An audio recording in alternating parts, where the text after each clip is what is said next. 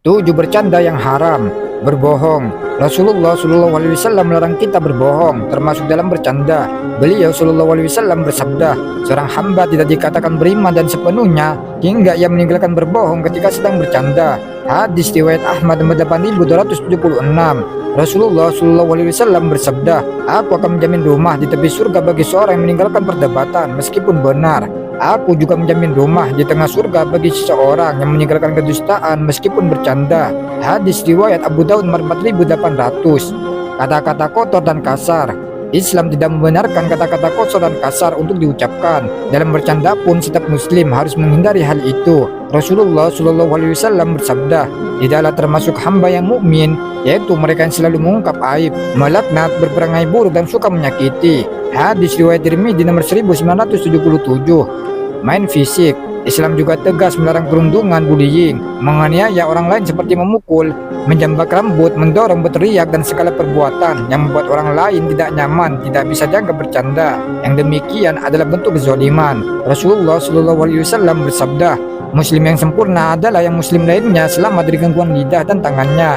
Hadis riwayat Bukhari nomor 6484. Bercanda dan simbol keagamaan. Ada banyak hal yang bisa menjadi objek untuk bercanda, namun tidak semuanya bisa dijadikan candaan, termasuk simbol keagamaan. Allah Subhanahu wa taala mencela orang-orang bercanda seperti itu, dan jika kamu tanyakan kepada mereka, niscaya mereka akan menjawab, sesungguhnya kami hanya bersenda gurau dan bermain-main saja.